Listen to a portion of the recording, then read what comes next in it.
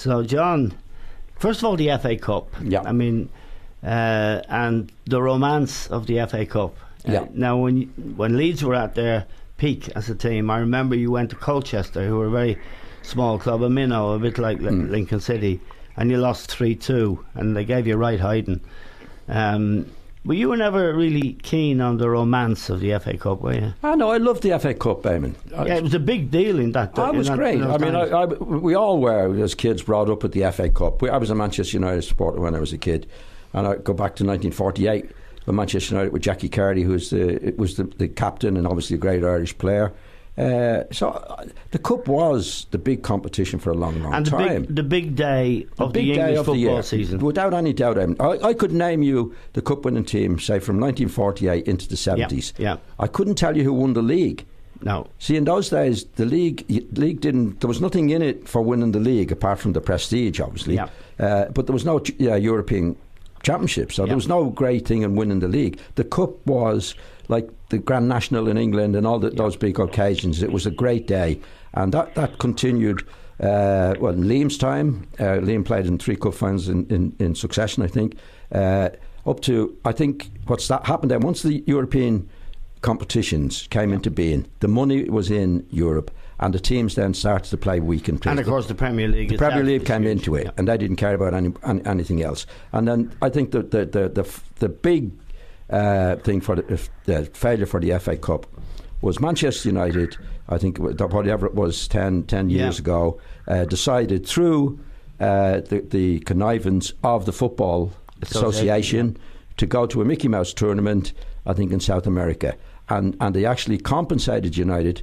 United were cup holders at that time, and they compensated Manchester United for not going in. It didn't go in the FA Cup. That was the beginning of the end in a big way, when you had a team like Manchester United and the Football Association themselves not paying the heed that they should, and the respect for the FA Cup. And you won it as a player in '63 with Manchester United, and with Leeds in '72. Yeah. Liam, the decline of the FA Cup is dramatic, or I wonder if you see it that way. I mean, I watched it at the weekend, watched Lincoln, a National League side, a non-league side, going to Burnley, who played a weakened team, incidentally, and getting a result.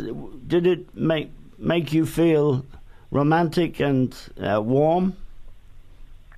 Well, it was great for Lincoln. I was delighted for them. It's the first, I think, non-league side in 100 years to be at this stage, and they're going to make the most of. Yeah, they're going to make the most of it. The people of Lincoln. And I heard the manager say, "You ask the people in Lincoln if the FA Cup romance is dead." And that's a good point, but you can't argue with the fact that teams are fielding their reserve teams, even the likes of Brighton and Newcastle, who are pushing to get into the Premier League, at a good stage of the FA Cup against teams they could have beaten. They fielded makeshift sides and went out because they want to concentrate on getting into the Premier League, and the Premier League is what it's all about, the money that's there. And also, since, as John has mentioned, since the fact that 4 teams can get into Europe now in the Champions League and another 2 into the Europa League, it's made the FA Cup very, very much a second-rate competition. I think if the FA could do something about it, they should drop the League Cup.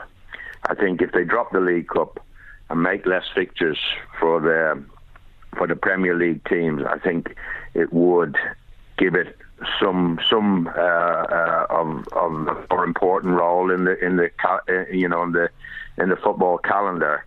But whilst there's 4 competitions, if you're in Europe, if you're in your own domestic league, and you've got 2 cup competitions as well thrown in, I think you're going to get a situation where people are going to pick and choose the more important competitions and the more money-orientated competitions, Eamon. Yeah, I mean... I think, can I just interrupt there? The romance is still there for the supporters. Yes.